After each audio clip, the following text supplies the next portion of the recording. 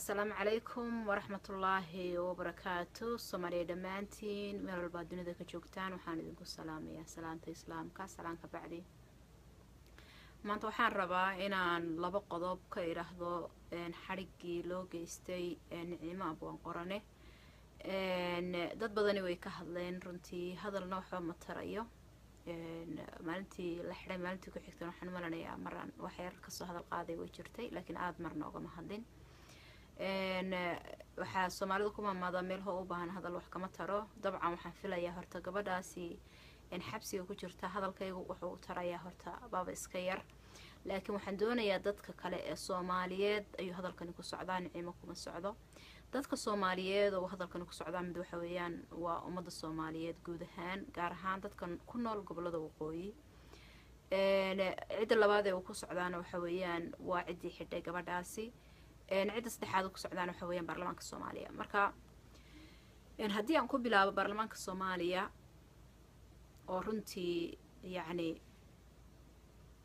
mar walba dhaliil loo soo jeediyo, laakiin dhaliilaha la idin soo jeedinayo qaar badan oo runna way jiraan, kuwa badan oo beenina way jiraan. dhaliilaha runta ah marka la idin soo jeediyo tan ayaa koow ka ah. yacni baarlamaan baa tahay, waa lagu doortay, kitaab baa lagu saaray gacanta. kitaabka markaad gacanta saaraysayna Muqdishona umaad dhaaranin, qabiil yarna umaadan dhaaranin,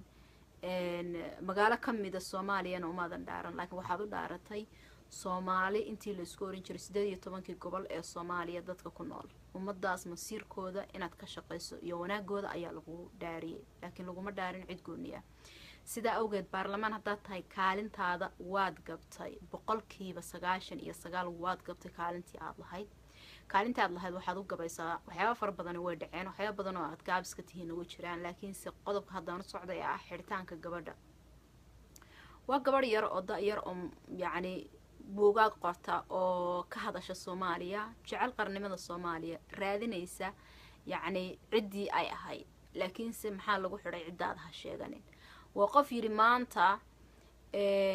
waxaan ahay tusaalaha ugu dhow dalka Kenya dariskeena.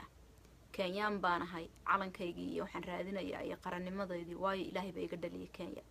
oo la yiraahdo ma sheegan kartid magaalo kamid ama Gaaris ama maxaan ku radaa magaalo yar oo kale oo kamid ah Kenya lagu xiro.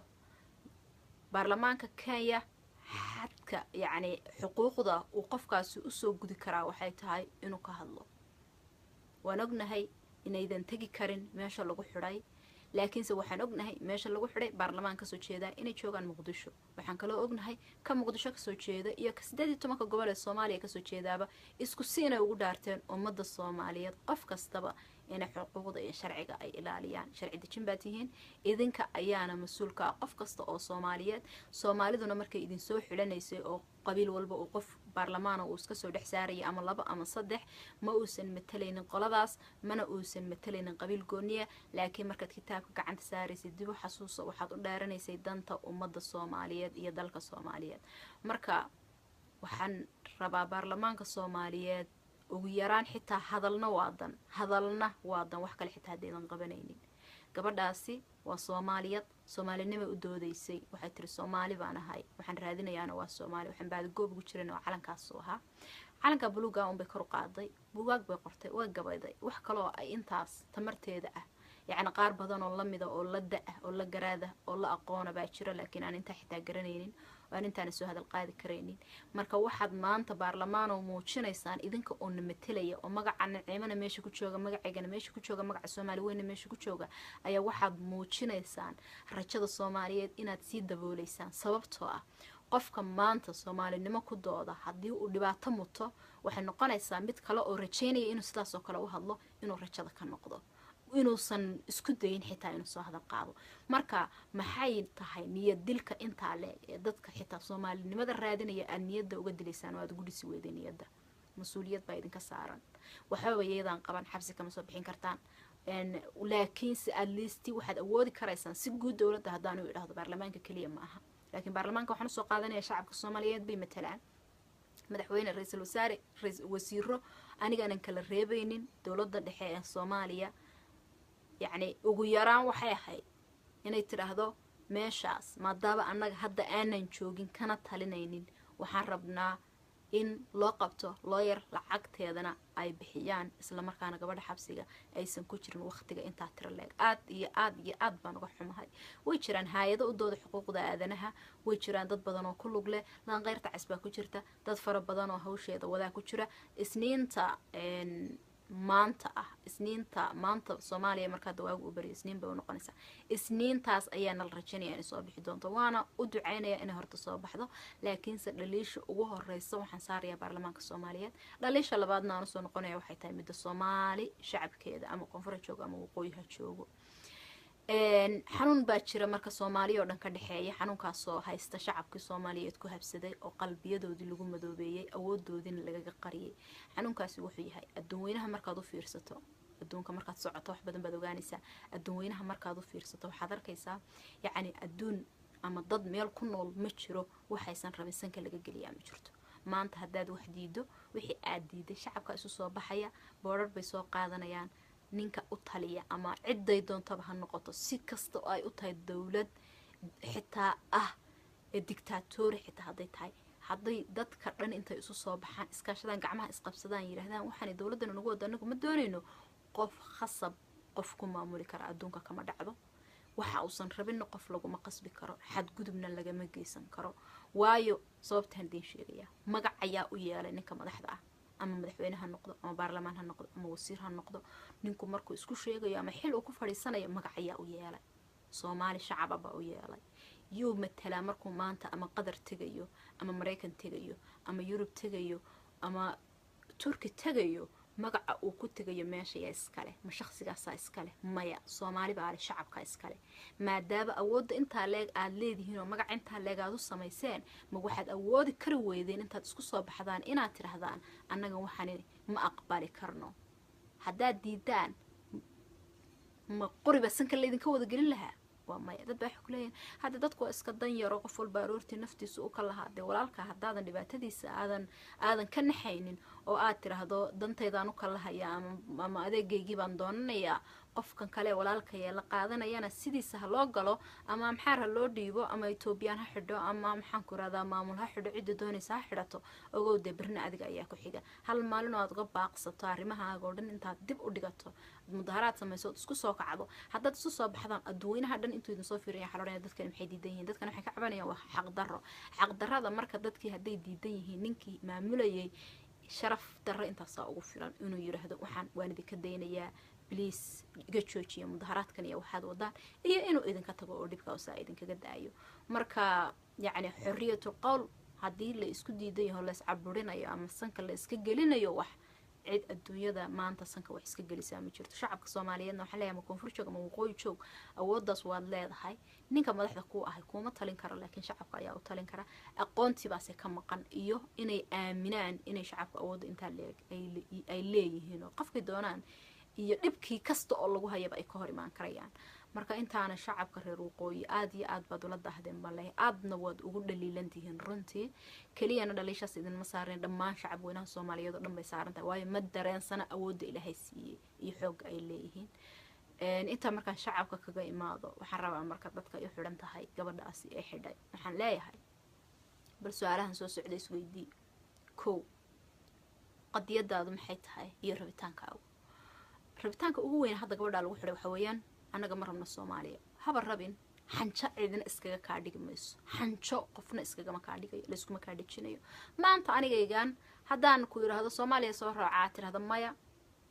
khasab ma haynan kugu dhago yani wax la yiraahdo dhig ma jiro wax isku khasab la yiraahdo ma jiro laakiin maanta qofkii Muqdisho ka tago Hargeysa tago oran inuu Somaliland darbaanahay Somaliland ba kamid noqonaya xamar inta soo ordo ma oranayso noo soo celiyo qofkayagi iska daa xamar garow hadduu ka tago inta maalin walba garow tago Hargeysa taga cidina kuma dhigto cidina ma xirato adduunkuna waa saas oo kale laakiin gabadh yar oo masaakiin ah oo bilaa dambi ah oo aabaheed u shaqaysanaysa oo aabaheed oo xanuunsanayo oo qaliin ku jira tiri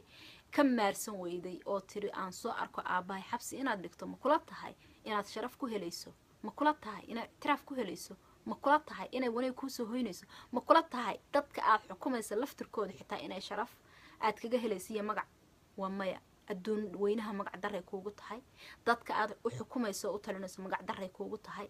cid kasta oo ku arkaysana magac daray kuugu tahay wax aad ku helayso oo faa'iido ah khasaare mooye faa'iido inaad ka gaadhana haba yaraatee ha sugin qof intuu tagay magaalo allaale magaaladu doono intuu tago kasoo heesa haddana macaan ilaaco kale maxaad ku haysataa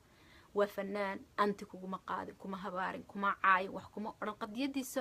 waxay tahay inuu qof soomaaliya yahay soomaalinimadiisaasuu ku qanacsan yahay dhibaato kale oo ku geystay ma jirto wuu shaqo tegay gabadhan sidaas si lamid ah muqdishoay tagtay shaqaday hargeysa ka weydo muqdisho way ka heshay alxamdulilah qof kasta kadabkiisa ilaahay meel buu dhigay risaaqadeeday doonatay waxay iyadoo aaminsan tahayna xor baa u tahay inaad soo xidhataa ceeb iyo sharaf dhac ka weyn oo aadan gelini ma jirto ceeb aad hore u gasho tan ka weyn horta ma jirto haddaad magac hore u raadinaysa ama aad goonistaag hore u raadinaysana hadda ayaad sharaf daro dhex fadhidaa oo maalin shalaad dhex fadhida oo berri baad dhex fadhidaa marka kolley hoosun baad usii socotaa waxaana waa wax dhammaanaya nicmana waa laga soo dayn doonaa xabsiga kuma dharaagi doonto maxaan ku idhaahdaa laakiinse maanta ilmaha laba jirka ah baad isbarteen ilmaha laba jirka ah ayaad isbarteen runtii waxa aad tihiin wax aad ka gaadhisaan oo guulihina ma jirto qodobka ugu dambeeya ee aan rabo inaan ku darsado waxay tahay dadka la waalayo waa shacabkaa tihiin dantiinana aqoonsada waxay tahay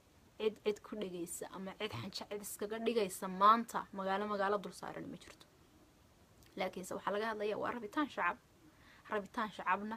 caburin cid yacni wax cid kaga qaadi kartaa ma jirto dowladdii baawarka weyneed ee siyaad bare ee afrika ugu awooda weyneyd baa shacabkeeda caburisay dhibaatada maanta ay ka dhaxashana waan aragnaa marka adduunka caburin baan ka cararaya anigaba wax caburinaya wax caqliga geli karaya maaha